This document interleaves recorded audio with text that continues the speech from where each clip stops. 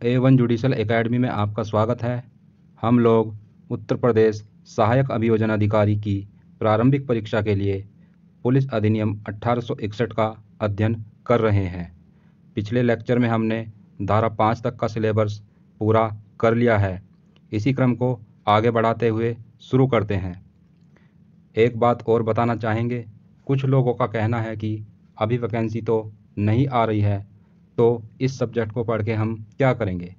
अगर आप भी यह सोचते हैं कि वैकेंसी तो है नहीं, अभी पढ़ के क्या करेंगे, तो आप गलत सोचते हैं, क्योंकि जब वैकेंसी आ जाती है तो समय का पता भी नहीं चलता और कुछ तैयार भी नहीं हो पाता है। हमारी सलाह है कि वैकेंसी आने से पहले ही सभी सब्जेक्ट का सिलेबस पूरा कर लिया जाए तो बेहतर रहता है, और उस समय केवल रिवीजन करना होता है। वो समय सिलेबस पूरा करने का नहीं होता और न ही हो पाता है। इसीलिए किसी भी परीक्षा में बैठने के लिए उस परीक्षा का सिलेबस पूरा कर लेना चाहिए, बाद में केवल रिवीजन करना चाहिए। तो चलिए आज का लेक्चर शुरू करते हैं। पिछले लेक्चर में हमने धारा 5 तक अध्ययन कर लिया था। धारा 5 के साथ हमने धारा 12 का भी अध्ययन किया था। धारा 6 जो है वो निरसित धारा है, यानी कि धारा 6 को जो है समाप्त कर दिया गया है। आगे देखते हैं धारा 7। धारा 7 एक महत्वपूर्ण धारा है, इसको बहुत अच्छे से समझने की आवश्यकता है। धारा 7 कहती है कि अवर अधिकारियों की नियुक्ति और पदच्युति इत्यादि। इसमें कहा गया है कि संविधान के अनुच्छेद 311 के उपबंधों के अधीन और ऐसे नियमों के अधीन जो राज्य सरकार द्वारा अधिनियम के अधीन बनाए गए हैं, कोई पुलिस महानिदेशक या महानिरीक्षक, उप महानिदेशक या उप महानिरीक्षक, सहायक महानिरीक्षक और जिला अधीक्षक या पुलिस अधीक्षक किसी भी समय अपने अधीनस्थ पुलिस के अधिकारी को निम्नलिखित आधार पर पदच्युत, निलंबित और पदोन्नत कर सकते हैं, जबकि उसने अपने कर्तव्य में लापरवाही बरती हो, या अपने कर्तव्य में उपेक्षा बरती हो, या वह अपने कर्तव्यों के पालन के लिए अयोग्य समझा जाए। इस धारा में मुख्य रूप से विभागीय कार्रवाई का प्रावधान किया गया है। इस धारा में पुलिस प्रशासन के उच्च अधिकारी अपने अधीनस्थ अधिकारी को विभागीय कार्रवाई करते हुए दंडित करते हैं। तो वो क्या कर सकते हैं, अपने अधीनस्थ को वो पदच्युत कर सकते हैं, मतलब डिसमिस कर सकते हैं। उसके अलावा निलंबित कर सकते हैं, मतलब सस्पेंड कर सकते हैं, या फिर पदोन्नत कर सकते हैं, मतलब उसको डिमोशन कर सकते हैं। ऐसा दंड वो निम्नलिखित आधारों पर ही दे सकते हैं, जब उसने अपने कर्तव्यों में लापरवाही बरती हो, या फिर अपने कर्तव्यों में उपेक्षा बरती हो, या फिर अपने कर्तव्यों के पालन के लिए वह अयोग्य समझा जाए। इस धारा के तहत विभागीय कार्रवाई करने की शक्ति केवल निम्नलिखित 4 प्रकार के अधिकारियों को दी गई है। कौन कौन है? पुलिस महानिदेशक या महानिरीक्षक, उप महानिदेशक या उप महानिरीक्षक, सहायक महानिरीक्षक और जिला अधीक्षक या पुलिस अधीक्षक। हम जानते हैं कि पुलिस प्रशासन का सर्वोच्च अधिकारी पुलिस महानिदेशक या महानिरीक्षक होता है, और इसके अधीनस्थ जो अधिकारी होते हैं वो सभी पुलिस के कर्मचारी, सभी पुलिस के अधिकारी इसके अधीनस्थ होते हैं। तो इसके अधीनस्थ ये सभी अधिकारी आते हैं। इसके अलावा जो उप महानिदेशक या उप महानिरीक्षक है, इसके अधीन ये सभी अधिकारी आएंगे। इसी प्रकार सहायक महानिरीक्षक गण जो होता है, इसके अधीनस्थ ये सभी जिला अधीक्षक या पुलिस अधीक्षक आएंगे, और इनके अलावा जो भी इनसे नीचे के पुलिस अधिकारी होते हैं सब इनके अधीनस्थ होंगे। इसी प्रकार जिला अधीक्षक या पुलिस अधीक्षक के अधीन जितने भी अधीनस्थ होंगे वो इनके अधीन आएंगे, जैसे कि सीओ होते हैं, इंस्पेक्टर होते हैं, एसआई होते हैं, कांस्टेबल होते हैं आदि अधीनस्थ जो होंगे वो सब इनके अधीनस्थ आएंगे। और पुलिस अधिकारी जो ये सर्वोच्च अधिकारी है, इसके अधीनस्थ सभी लोग आते हैं। ये तीनों भी आएंगे और ये सभी आएंगे, क्योंकि ये जो है सबसे सर्वोच्च अधिकारी होता है। इन सभी अधिकारियों द्वारा विभागीय कार्रवाई करने के लिए अनुच्छेद 311 के उपबंधों का पालन करना अनिवार्य है या फिर ऐसे नियमों का पालन करना अनिवार्य है जो राज्य सरकार द्वारा समय समय पर बनाए जाएं। अनुच्छेद 311 मुख्य रूप से कहता है कि किसी भी व्यक्ति को उसकी नियुक्ति करने वाले प्राधिकारी के अधीनस्थ व्यक्ति द्वारा नहीं हटाया जाएगा।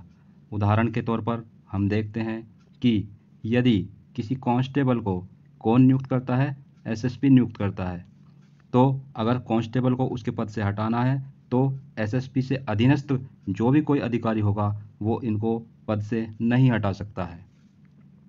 दूसरा मुख्य प्रावधान क्या कहता है कि उसको सुनवाई का अवसर दिया जाएगा।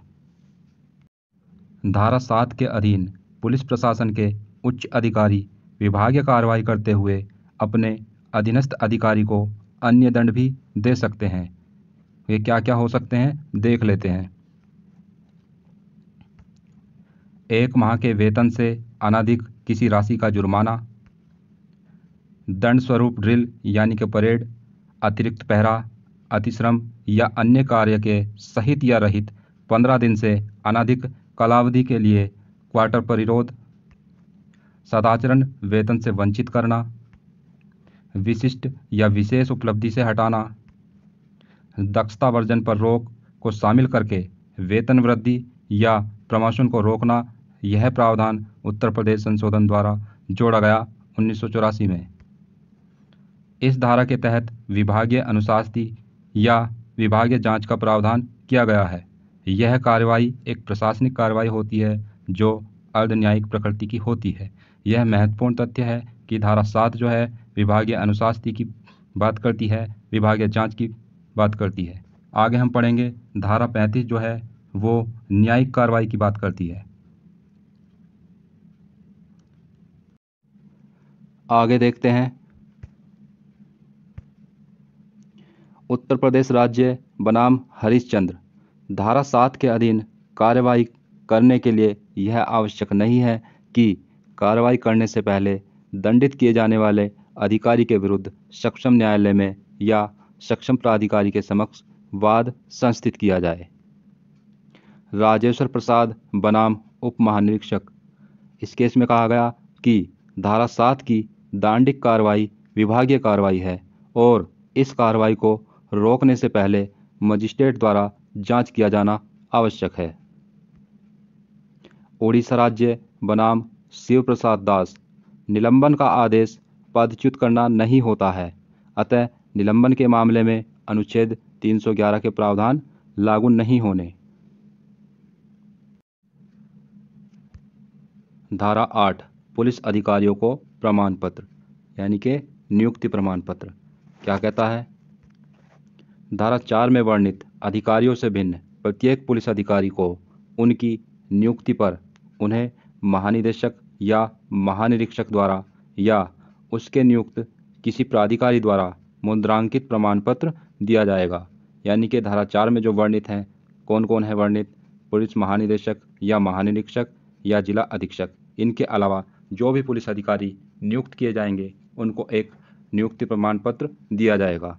किसके द्वारा दिया जाएगा, महानिदेशक द्वारा या महानिरीक्षक द्वारा, या फिर इन दोनों के द्वारा कोई ऐसा व्यक्ति नियुक्त किया जाता है जो प्रमाण पत्र देने के लिए है, उसके द्वारा मुद्रांकित प्रमाण पत्र दिया जाएगा। प्रमाण पत्र का अभ्यर्पण।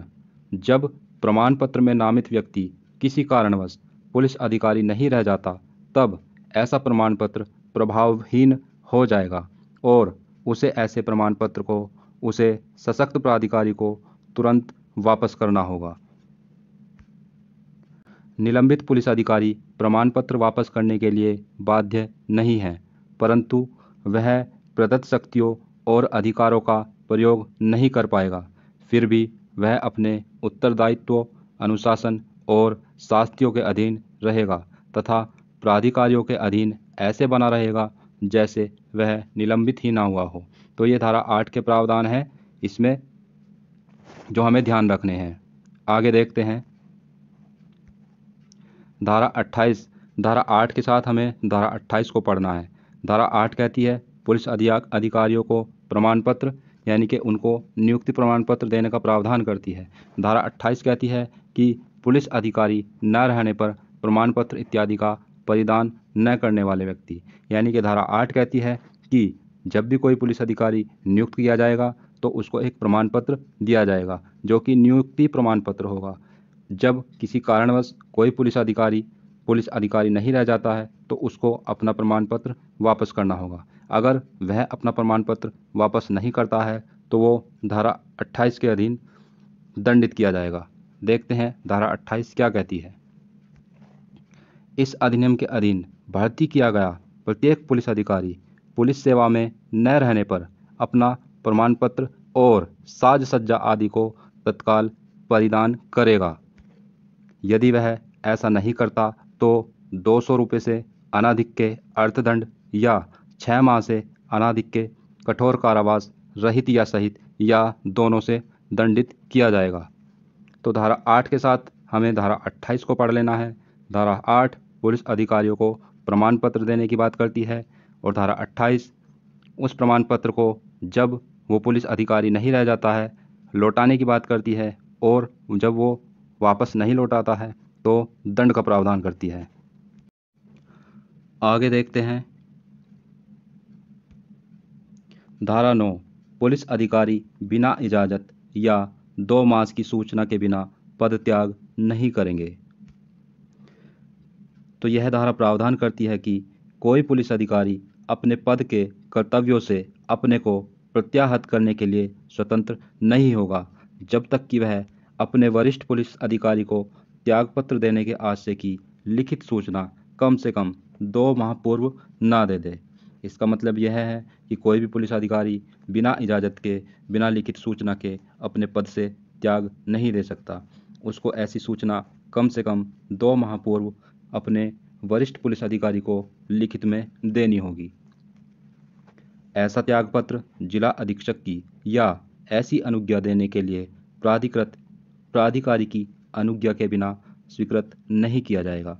यानी कि कोई भी पुलिस अधिकारी अपना त्यागपत्र देता है तो उस त्यागपत्र को जिला अधीक्षक ही स्वीकार करेगा।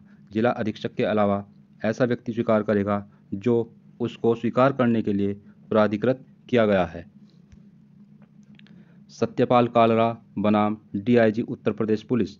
इस केस में कहा गया कि भारतीय संविधान के अनुच्छेद 309 के तहत राज्य सरकार लोक सेवकों की सेवा शर्तों के लिए नियम बना सकती है। ऐसे नियमों द्वारा त्यागपत्र पर रोक लगाई जा सकती है। अतः धारा 9 के तहत त्यागपत्र पर रोक लगाई जा सकती है जो कि वैध है। इस केस से मतलब यह निकलता है कि राज्य सरकार संविधान के अनुच्छेद 309 के तहत लोक सेवकों की सेवा शर्तों के लिए नियम बना सकती है और उस नियम में यह भी बना सकती है कि वो ऐसे त्यागपत्र को रोक दे, उसको स्वीकार ना करे और यह प्रावधान वैध होगा। आगे देखते हैं पुलिस अधिकारी द्वारा धारा 9 का उल्लंघन करने पर वह धारा 29 के तहत दंडित किया जाएगा जो कि 3 मास तक का वेतन का जुर्माना या 2 मास तक का कारावास या दोनों हो सकेगा। इसका मतलब यह है कि धारा 9 का उल्लंघन करने पर कोई भी पुलिस वाला धारा 29 के तहत दंडित किया जाएगा जो कि 3 मास तक के वेतन का जुर्माना या फिर 2 महीने तक का कारावास या दोनों से दंडित किया जाएगा। धारा 10 पुलिस अधिकारी अन्य नियोजन में नहीं लगेंगे। महानिरीक्षक उत्तर प्रदेश में अब इसको बोला जाता है पुलिस महानिदेशक एवं महानिरीक्षक। तो पुलिस महानिदेशक एवं महानिरीक्षक की अनुमति के बिना कोई पुलिस अधिकारी इस अधिनियम के अधीन अपने कर्तव्यों से भिन्न किसी नियोजन या पद में नहीं लगेंगे। इसका मतलब यह है कि कोई भी पुलिस अधिकारी जिसको जो ड्यूटी दी गई है वो उसी ड्यूटी को करेगा। अगर वो उससे भिन्न कोई अन्य ड्यूटी करता है तो वो दंड का भागी होगा। अगर उसको किसी अन्य जगह पर या कोई और ड्यूटी करनी है तो उसको पुलिस महानिदेशक एवं महानिरीक्षक की अनुमति लेना अनिवार्य होगा।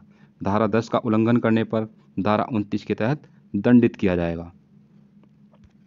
धारा 12 पुलिस महानिदेशक एवं महानिरीक्षक की नियम बनाने की शक्ति। इस धारा को हम धारा 5 के साथ पढ़ चुके हैं। धारा 12 का उल्लंघन करने पर भी धारा 29 के तहत दंडित किया जाएगा। आज के लिए बस इतना ही। मिलते हैं नेक्स्ट वीडियो में। धन्यवाद।